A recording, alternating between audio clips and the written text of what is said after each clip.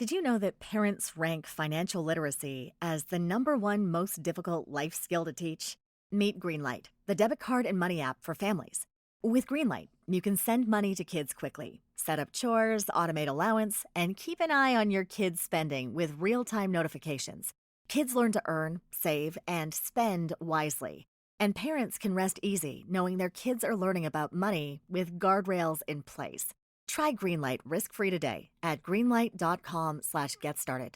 That's GREENLIGHT.com/getstarted. And then I run up to the giant, boom, instantly kills I him. mean, you had to know that was going to happen. Why would I know that was going to happen, Cecil? Have you ever played a fun video game? Apparently not. No. And that's when she just takes off. My brother and I are just standing there as this giant turtle comes out of the water after us. So good, buddy. That's so fun. Hey, guys, what are you talking about? Oh, hey, Cecil. Finally, I was just telling some hilarious mom stories, you know? You were? Yeah, I figured since this week's episode is about adorable prank mom, Joan Crawford, I should just whip out a few stories of my own. Hey, did I tell you guys about the time she left me in a fire? No, I have not heard that one. Oh, man. That was after she already killed her monkey. But yeah, okay, so there's that. There's the time she threw out all of my baby pictures. And I was just telling the guys about the snapping turtle incident. That was a really... Tom, you know that Joan Crawford wasn't funny, right? She's best known for being a terrible and abusive mother. No. What are you talking about? She knew half the stuff my mom did. You know what? You're right. I must have not gotten the joke. This guy.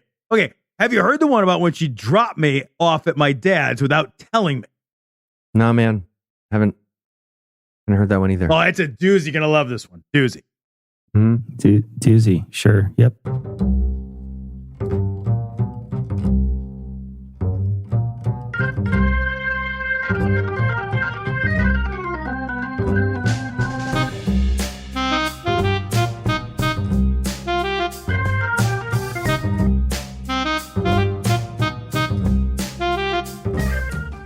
Hello and welcome to Citation Needed, the podcast where we choose a subject, read a single article about it on Wikipedia, and pretend we're experts, because this is the internet, and that's how it works now. I'm Eli Bosnick, and I'll be starring in this motion picture for your earballs, but I'll need a supporting cast of quick-talking rubes. First up, two men who know that there's a right and wrong way to clean a house, Tom and Heath. I mean, look, I know there's a right way. I just don't care. Okay, I gotta be honest. If I was an old-timey sexist husband, I think my obsessive-compulsive disorder would overpower the sexism when it came to the house cleaning. I'd end up doing a lot of it. I'm a little panicky about just very important details, kitchen-wise, cleaning. Yeah, I know. I saw. And also joining us tonight, living proof that a podcaster's best friend next to his talent is his hairdresser, Noah and Cecil. See, I was about to argue that the last time I had a haircut when I was in middle school, but then I realized you probably didn't mean that as a compliment. You probably meant I needed it. Nope. No. Yeah. And if you'd like 50% off your bottle of Pantene, you can enter 50 citation. Wait, is it 50 citation or citation 50? Because the last one I know, we're going to have to do another one for free? It's actually we're going to have to do a free one? It's a good make, actually. They changed it. Yeah, exactly. Before we begin tonight, I'd like to take a moment to thank our patrons. Patrons, without you, we wouldn't have any glory days to relive. And even if you go out before the stars, you'll still burn brighter in our memories. What? Isn't that a nice quote from this mean lady we're about to learn about? Anyways, Bruce if you'd like to learn okay. how to join their ranks, be sure to stick around till the end of the show. And with that out of the way, tell us, Noah, what person, place, thing, concept, phenomenon, or event we'll be talking about today. We're going to be talking about Joan Crawford. And Tom, you looked through world history and found a mom almost as bad as yours. Are you ready to gloat? And I said exactly why I chose. Okay, but yes, I am ready. So tell us, Tom, who was Joan Crawford? All right, well, listen, the other day, part of my wife's ongoing project, I'm going to this is how I do it. This is respect my process, Eli Bosnick. Respect my process. Let him finish. You will listen to my fucking stories. I will weave my tapestry. The audience loves this. All right, listen. Are you stalling? This is the diatribe. No, it's like the diatribe. People turn off after Tom's opening monologue at like 10, 11%. All right, listen. The other day, as part of my wife's ongoing project to expose me to the many, many culturally significant movies I've never seen, we watched Mommy Dearest, a movie I was aware of only in the sense that it brought to mind the unacceptability of wire hanger. And while the movie itself was overwhelmingly meh, it was ostensibly based on true events, having been adapted from the memoir of one of Joan Crawford's adopted kids. And I was immediately intrigued. While I usually make it a point not to care at all about celebrities of any stripe, Joan Crawford seemed an enigma worth exploring, and the more I learned about who she was and the impact she had, the more I realized that she was perfect fodder for this show. She invented something and it killed her while she was exploring the Arctic.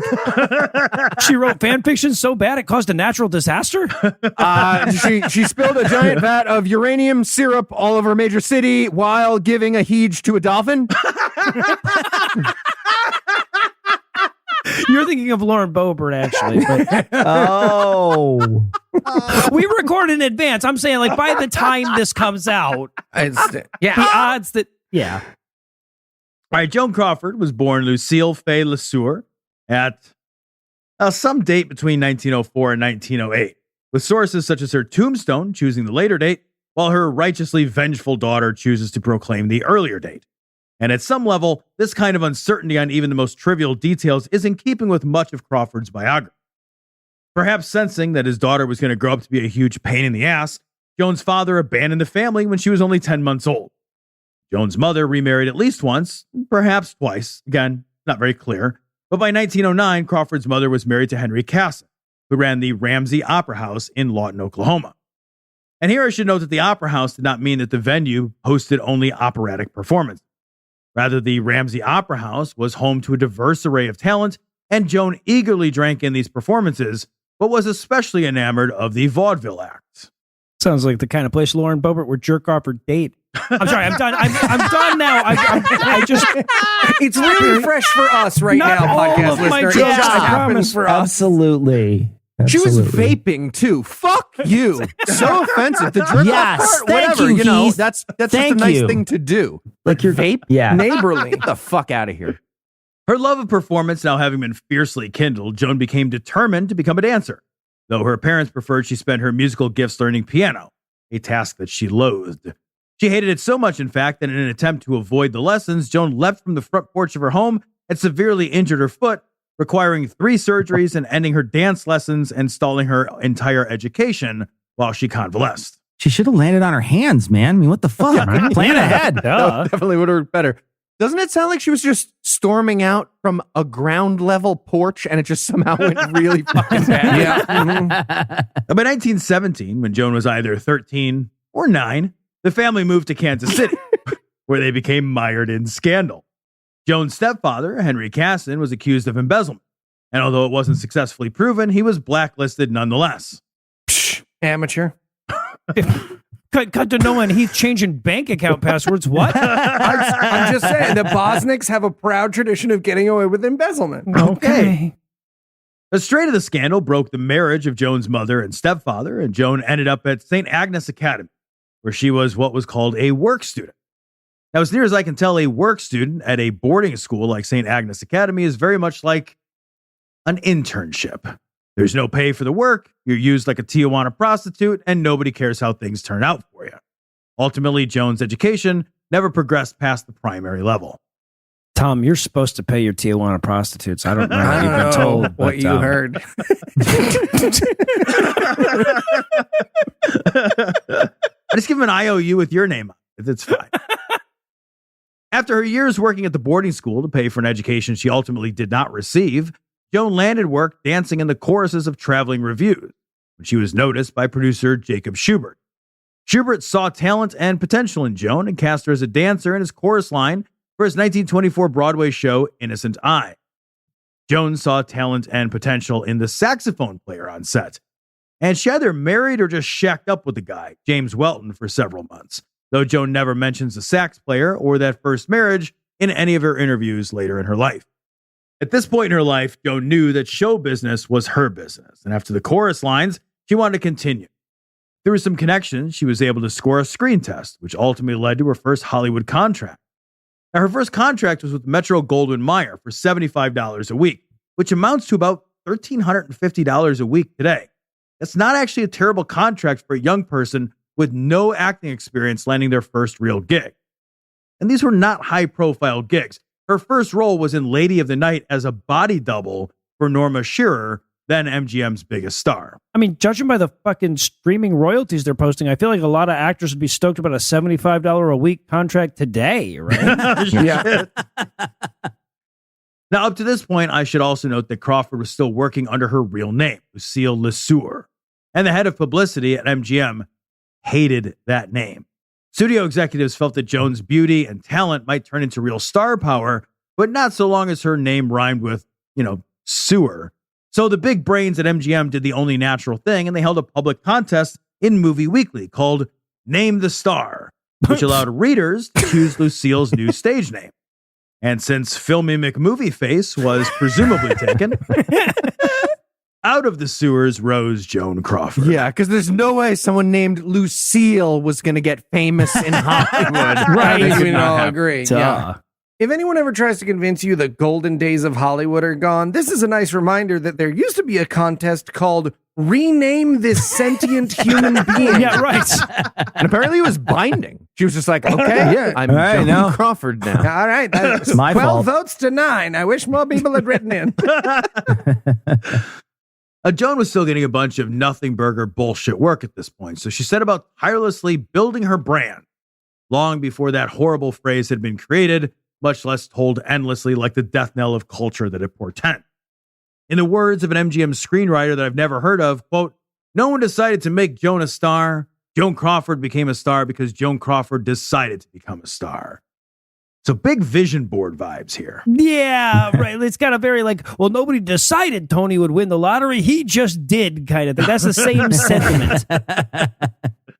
To be fair to Joan, either MGM noticed Joan's beauty, talent, and tireless work ethic, or the universe responded. But either way, Joan was cast in her first big role in 1925 in the film Sally, Irene, and Mary. This would also mark the first of Crawford's first major feuds, pitting Joan against Norma Shearer, the biggest star in MGM's lineup, who was also married to MGM's head of production, causing Joan to lament, quote, "How can I compete with Norma? She sleeps with the boss."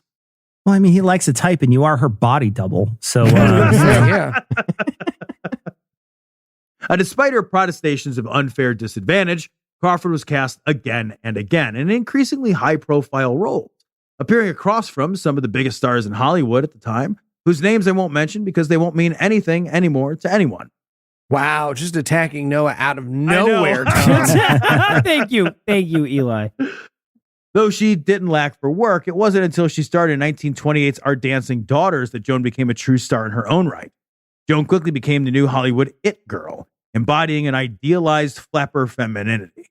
Even F. Scott Fitzgerald commented about Crawford, quote, and this is a great quote, "Joan Crawford is doubtless the best example of the flapper girl, the girl you see in smart nightclubs, gowned to the apex of sophistication, toying iced glasses with a remote, faintly bitter expression, dancing deliciously, laughing a great deal with wide, hurt eyes. What? Young things with a talent for living." Okay, that was going pretty good for a second. Like, I was all the way on board. Sophisticated, faintly bitter. I kind of like that. Kind of scoldy because I'm a fucking idiot and I deserve it. But then he was like, and deep pain. She has deep pain. She doesn't like it here. Right? I'm attracted to this. Weird turn. Yikes. Joan Crawford, rather characteristically, was more succinct and significantly more biting. She said, quote, "If you want to see the girl next door, go next door." Which I love. Nice. In 1929, Joan married, perhaps for the first time. We don't know. Though what is clear is that she eloped to marry Douglas Fairbanks Jr., the son of Hollywood royalty Douglas Fairbanks Sr., and stepson of Mary Pickford. The elopement, however thrilling for the young couple, did not thrill the groom's parents. And for 8 months following the wedding, the newlyweds were banned from visiting the disapproving parents, though eventually Joan won them over, probably because she was young, beautiful, and quickly becoming a force impossible to ignore if you worked in Hollywood. look, we really don't like you, but Because you're successful, we will begrudgingly acknowledge your existence, okay? Noah, Cecil's reading my Christmas card from my in-laws on the air again, where he says, Don't worry, Eli. I still promise not to tell them what successful means. You're fine. Now, bears noting here that Crawford frequently saw the writing on the wall before the studios. Up until now, the films that were being produced weren't talking. These were all silent films. The transition to sound was a fraught one, with many actors and actresses being left behind when their unfavorable accents or inability to sing or remember their lines left them unable to adapt.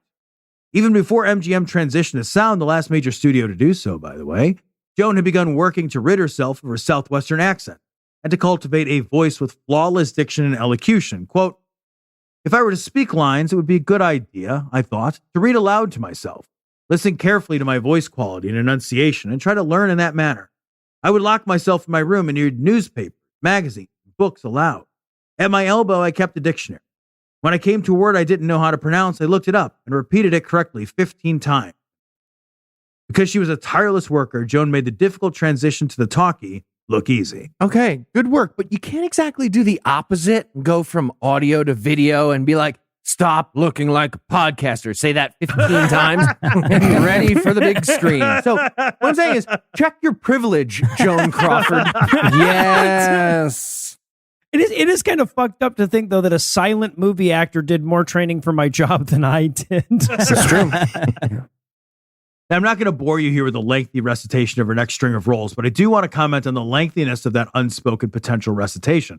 Joan Crawford was in a lot of fucking movies, guys. I mean, a lot.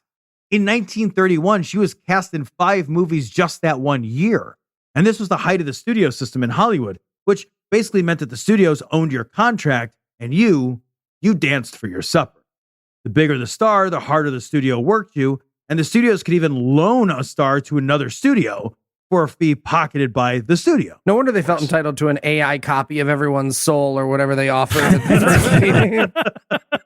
Back then, you had to buy snacks from the craft table at the company store. It's terrible. Yeah, right. Yeah.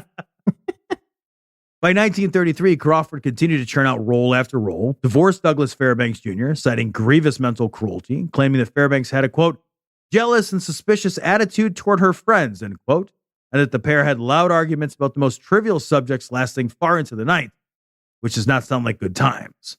Though Joan wouldn't stay lonely long, she remarried 2 years later in 1935, this time to Franchot Tone. The husband names are getting sillier. I think she may end up married to someone whose name is Wingdings, guys. Let's keep an Appreciate eye the on warning. it, you know? Yeah. Tone was a New York stage actor. Together with Crawford, the pair built a small theater at Joan's home in Brentwood, California, to entertain friends like Clark Gable with plays and classical theater production. Joan wanted very much to help launch Tone into Hollywood stardom, but this struck a sour note for Tone, who wanted to act in theater rather than become a Hollywood star. And the two compromised by attempting to have kids, but producing miscarriages and heartbreak instead. And by 1939, the pair had divorced. And by the end of the 1930s, Crawford's reign as queen of the movies began to slip. Her movies were making money for a while until 1937, when she made the stinker The Bride Wore Red, which became one of MGM's biggest failures of the year, being dubbed box office poison, along with other studio stars considered now too expensive for the revenues they produced. And while that's kind of fucked up, I kind of get it. The next string of movies Crawford made were well received by critics, but they were flops with the audience. And since critics don't usually buy thousands of extra tickets and metric tonnage of popcorn, they don't fucking matter to anyone. Nope. Which is why I am a hardcore Jeff Dunham fan, no matter what the elite try to tell me about Ahmed the Dead Terrorist. Thank you, Tom. Yes. Joan Crawford needed something to do to reinvent herself, get herself back into the hearts and minds of the masses. Something that would relaunch her career by getting everyone talking again about Joan Crawford. So she bought herself a baby. What? All right. Well, it sounds like we owe an apology to Jim Caviezel. So while I log on to Telegram and start that up, we'll take a quick break for apropos of nothing.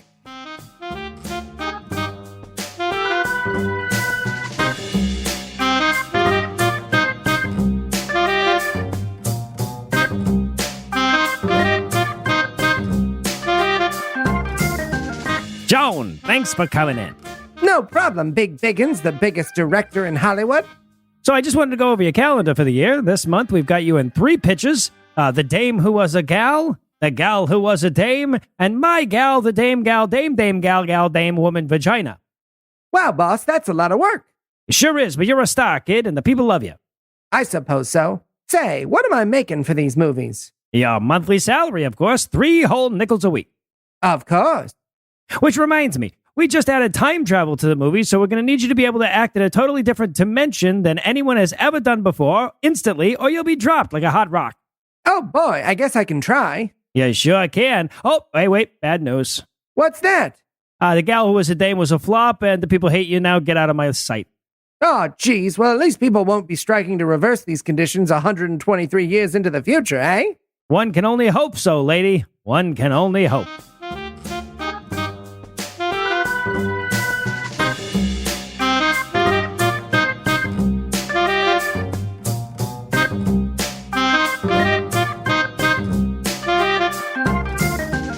And we're back.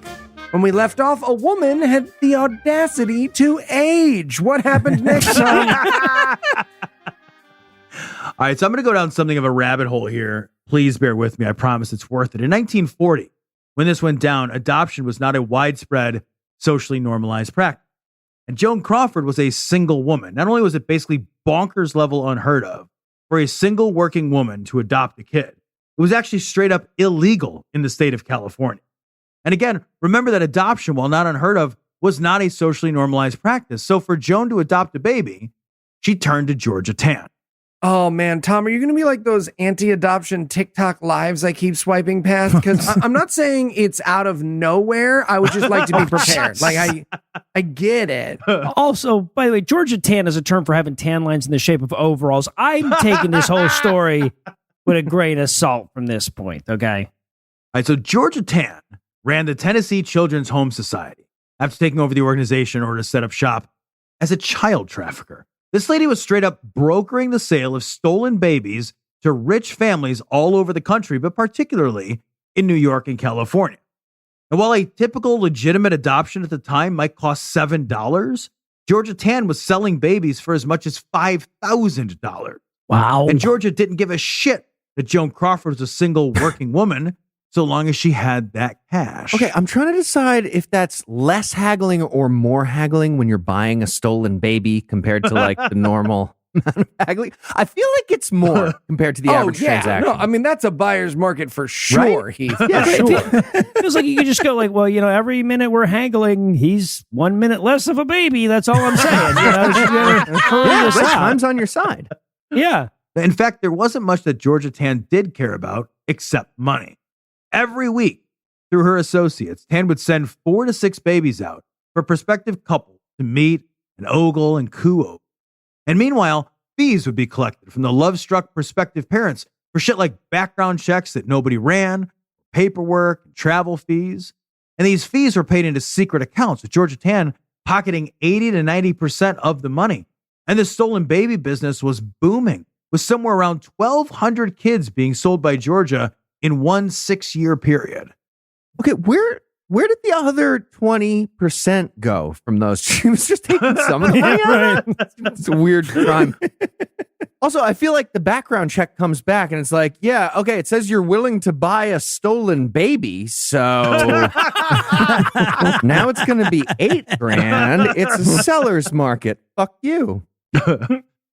And to get these babies, Georgia would pressure, threaten, and coerce poor single mothers into signing over their newborns to Georgia. But just as often, she would procure babies from inmates who gave birth in prison and mental institutions. And sometimes she would just straight up kidnap some kids, just like whatever it took to make that money.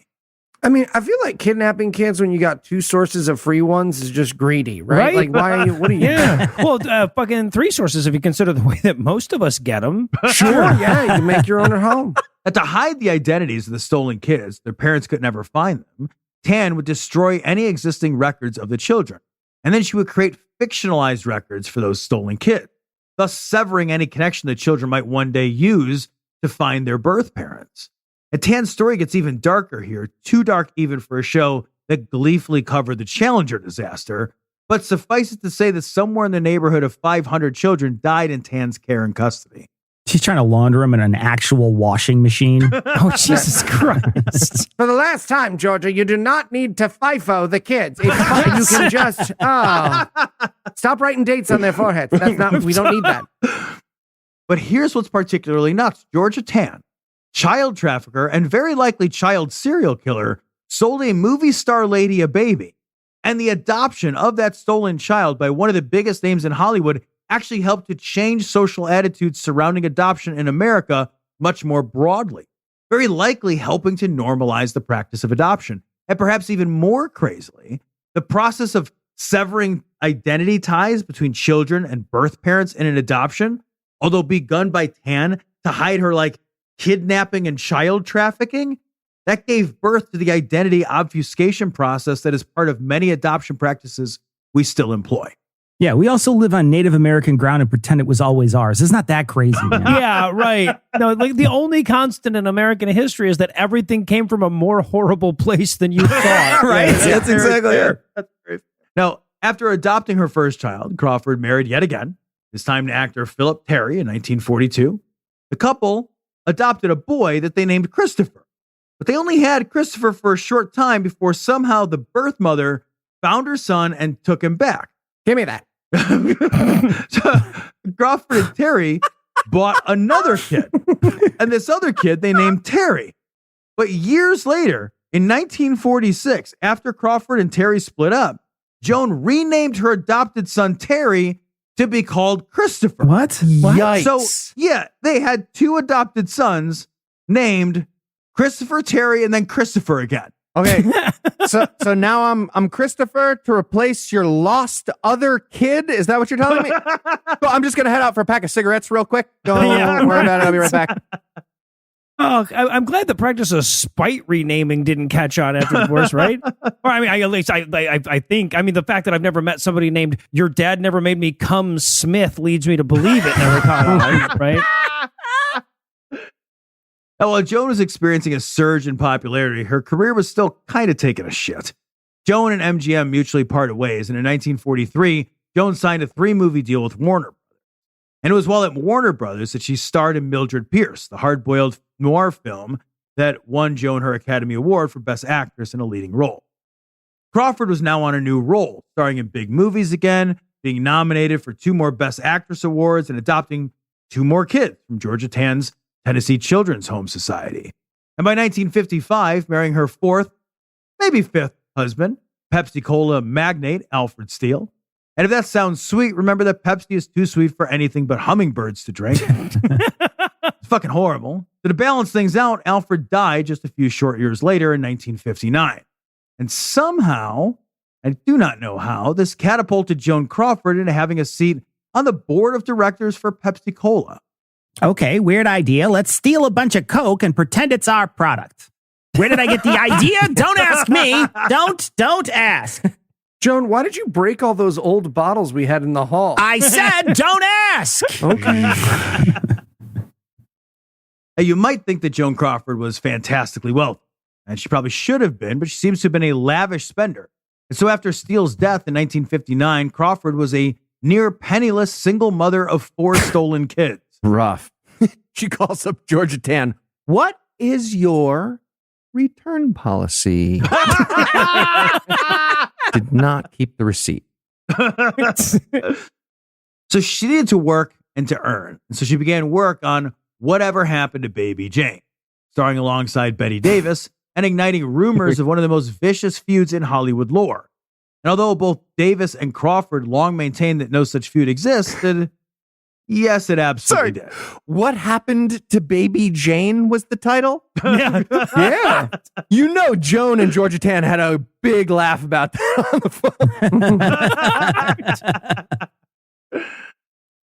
So Baby Jane became a smash hit, earning back its costs in the first 11 days following its release and earning Davis an Academy Award. Since Baby Jane was such a success, the director tried to recapture Lightning in a new bottle, and again cast Davis and Crawford together, this time in Hush Hush Sweet Charlotte. But this time the feud that was not a feud, but was absolutely a feud, ended up with Crawford in the hospital. Yeah, because nobody messes with Betty motherfucking Davis. That's why. Yeah, right? Sounds like she successfully hushed sweet Charlotte, didn't she? Sure did. Sure did.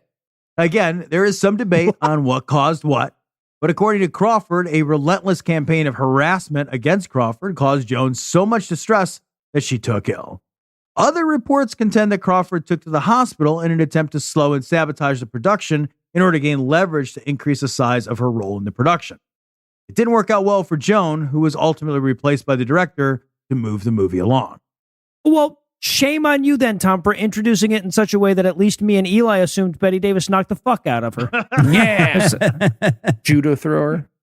Eli, are you a huge Betty Davis fan? Like aggressively? Are you not a huge Betty Okay, Davis I'm not fan? against Betty Davis. All right, I'm just getting a big vibe, like a strong thing going on. 50 years, 100 acting credits. All about What Eve. is happening? Now Voyager? I Of should human also bondage? It's crazy. Jezebel. Come on. I feel like you've clearly Googled something now. I should also pause here and introduce to you a term from the film world that I learned while researching this topic, and that term is hagsploitation. What a lovely term. This is terrible shit. Studios had a stable of well-known but aging actresses whose sex appeal may have diminished, but whose name recognition still drew crowds. And since we live in a misogynist hellscape, producers and directors took note of the success that Crawford and Davis generated for studios with Baby Jane. They figured audiences would love nothing more than to see the sex symbols of yesteryear humiliated and reduced, and thus hagsploitation was born. What you talking about? I'm just talking about hags. Oh, Jesus. Shut your mouth. Man, thank goodness we treat aging actresses with dignity and respect these days. Am I right? Right? Can you imagine? Thank goodness. In need of the work, Joan Crawford took a series of roles in hagsploitation films. Now, these films were horror movies that recast mature female actors in the role of monstrous hag. This term, as on the fucking nose and repellent as it very obviously is, was a term in active use in Hollywood. They were just like actively and happily, openly making hagsploitation as hagsploitation, forcing talented and beloved actresses into roles which were designed from their inception to tear down these women for the pleasure of insecure, bloodthirsty audiences eager to watch their heroes burn and their crushes reduced to sexless ash. Right, like the Republican Party is doing to Lauren Boebert. All right. Oh, there's the 3 feet. I thought you were just going to say like the Republican Party is doing to women, but like specificity is fine too, I guess. Right, yeah, I needed the 3. I needed the No, I get it. Now, although Joan would continue to work for years, she played her last role on the big screen in 1970, with a career that spanned 45 years and included more than 80 films. Despite her long career, Joan was not as financially well off as you might imagine. Her relationships with 2 of her adopted children were, to say the least, quite strained. When Joan Crawford died in 1977, she had moved into a small, relatively modest apartment. And at the reading of the will, she explicitly disinherited her first 2 adopted children. The text reading, quote, "It is my intention to make no provision herein for my son Christopher or my daughter Christina for reasons which are well known to them." Okay, my dad actually did the same thing, but it was helpful to me because I avoided the creditors. So it was cool. The following year, Christina Crawford published Mommy Dearest, a memoir of her time as a child growing up with Joan as her mother, and the book detailed a litany of abuses, both physical and emotional. The book went on to become a bestseller, and 3 years later was made into a rather terrible movie, but the allegations of Christina's telling are far from gospel truth. 2 of the other kids that grew up with Christina categorically deny any abuse in the house, as does Joan's first husband and many of Crawford's friends and contemporaries. Well, you know what they say about child abuse. The kids are usually making it up. Am I right? Especially when their parents are famous. Yeah. Yes. Look, I'm not saying the abuse didn't happen. Maybe it did. Nice. Glad. But there was no corroboration. There's no corroboration, and lots of folks refuting Christina's story. And Christina may not have been a terrifically reliable narrator. In 1968, for example, Christina was working as an actor on the show The Secret Storm. When Christina fell very seriously ill, Joan Crawford, at the age of 60, stepped in at the last minute to play Christina's role when Christina recovered. Christina lied about the situation, claiming that Joan swooped into the role to undermine Christina, while all other accounts, including those from Christina's own husband, indicated that Joan filled the role that the show executives wouldn't cancel Christina's character on the show, a reframing that cast some doubt on Christina's credibility. And Fatty Arbuckle was a super quiet and nice guy. Okay. He was like a little lamb. Come on Like a now. lamb. 20 actors wrote fucking letters for Danny Masterson after he was convicted of the rape. Yep. So, no, the thing is, like, I don't need a lot of convincing that the lady who spite renamed her second stolen baby that she bought, then disinherited him, was abusive. Okay? Just me. Just me, I guess. No, I was no on this one. All right, meanwhile, Christina has been tirelessly monetizing her relationship with Joan Crawford for decades. So maybe wire hangers were the problem. Maybe not so much. You'll have to decide for yourself who you find credible. Either way, they are terrible for your clothes, and you really should not use them. Jesus Christ. Yes, he's right. What the fuck? And if you had to summarize what you've learned in one sentence, Tom, what would it be? Again, wire hangers are terrible for your clothes. That's You the really have important no reason to takeaway, use You them. ever do the thing where you bend them into a diamond and put a quarter on the end, though, and you can spin it and it stays? What? Yeah, No. you can. I've got to go. I've super got to do cool. a thing with a quarter. Super guys. cool. You bend them into a diamond shape, right? You can picture this, and then you balance a quarter on like the end of the hook part, and it's upside down, and then you start spinning Okay. it slowly. And if you do it just right, you can like keep it spinning around on your finger, and then you can stop it, and the quarter stays. It's awesome. Video or it didn't I happen. don't. This is cool. I- This is cool. This is what he does instead of having I was an only kids. child who was poor. Are you ready for the quiz, It was a Tom? nickel. You weren't that, Figure out you weren't how to that do poor, it. Heath. You had hangers, Heath. You weren't that poor, okay? I am ready for the quiz, Eli. Yes, Good. let's do the quiz now. Before we learn what Cecil's family used to hang their clothes. Quickly. God, quickly. All right, Tom, you learned the story of an abused child who became an abused wife, who got used up and hung out to dry by a heartless industry, bought a bunch of stolen children, and is perhaps best known for allegations of heinous child abuse. And you thought to yourself, what a great topic for our comedy show this would be. So my question is, what will your next essay be about? A, the abiding pain of loss. B, the epidemic of unsolved rapes on Native American reservations. Or C, the Futurama episode about Fry's dog. There it is. All right. All right. C is making me cry just thinking about it. Right? I can't. It's So not. sad. So I'm going to do C then. I'm going to do C. I really think B should have also made you cry, Tom. You want to take this again where B also made you cry? Cecil's like, can I cut a whole question? They notice if I cut a whole question, wouldn't they? They won't. I did it before. right? They won't. Okay, Tom, which of the I don't following? need, you don't need to leave the big long fucking kite space. Did you do it? Cecil's make it easy on him. All right, Tom, which of the following is the best reality show about stolen baby retail?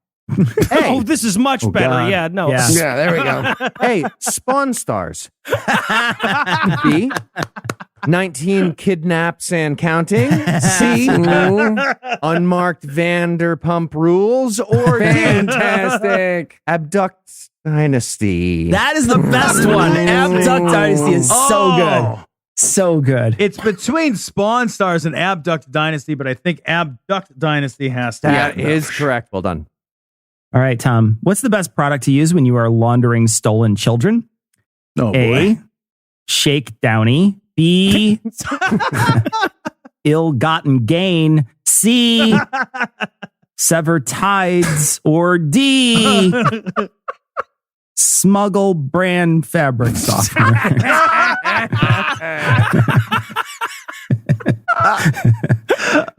Oh, God. As much as I hate that little bear for smuggle, it's got to be smuggle. It's so cute. You give the bear to your kid. He doesn't cry as much when you steal him. That's perfect. Also, just Yeah, circling it is back, true. Tom, it was actually not Abduct Dynasty. It was 19 Kidnaps and Counting, just for the record. Oh, Yeah, sure. All right. Well, that means Heath wins. Oh, Heath, you're on. look at that. I stumped him. Nice. That's right. Heath, you're on vacation for the next 4 episodes. So who would you like to replace you for your essay next week? Oh, let's get some factual information from Eli Bosnick. How dare you? No one, you're not going to Nice. be here. How dare you? Just All right. social grenade, and I walk out of the room. Gamer. All right. Well, for Abortion. Heath, Tom, Noah, and Cecil, I'm I'm also Eli. here. Yep. I did it. And You got sometimes it. I gotta forget. You got it. Thank you for hanging out with us today. We'll be back next week, and by then, I will be an expert on something else. Between now and then, you can listen to our podcasts on all the podcast What are the places. podcasts that we do? We do Scathing Atheist, God Awful Movies, Citation Needed. That's this Yeah, that's one. a good one. Yeah, that's Skeptocrat Mhm. and D&D minus. Tom does Dear Old Dads. I'm on that one too. Cecil does Cognitive Dissonance with Tom. He also does Season Liberally by himself. He fucked a chicken on the most recent Yes. one. I There we go. didn't Okay. fuck That's the something you can check it chicken. out. I made a bunt pan fuck a chicken. That's a very different thing. That's true. Yeah. A Tom chicken would write a whole lowered itself citation no, onto you fucked the Cecil's chicken stand. with a bun pan. Yeah, Cecil pimped out the fucking Look, of a I'm chicken. that's just- right. Tom's going to write a whole Citation Needed essay defending you. Don't worry about it. Chicken was violated. Come watch it. If you'd like to help keep this show going, I'm not sure why you would do that, but you can. You can make a per episode donation at patreon.com/citationpod or leave us a 5-star review everywhere you can. And if you'd like to get in touch with us, check out past episodes, connect with us on social media, or check the show notes. Be sure to check out citationpod.com. And then I find out the guy at the camp is like, dangerous and not supposed to be around kids. How's it going? How's it going? Classic. Oh, Heath, are you crying? What? No, it's allergies. Oh, Good. those are the worst. Yeah. Like your mom. What? I said, yep. Uh-huh. Get this. Adults with financial literacy skills have 82% more wealth than those who don't. From swimming lessons to piano classes, us parents invest in so many things to enrich our kids' lives. But are we investing in their future financial success? With Greenlight, you can teach your kids financial literacy skills like earning, saving, and investing. And this investment costs less than that after-school treat. Start prioritizing their financial education and future today with a risk-free trial at greenlight.com/get-started. That's GREENLIGHT.com/get-started.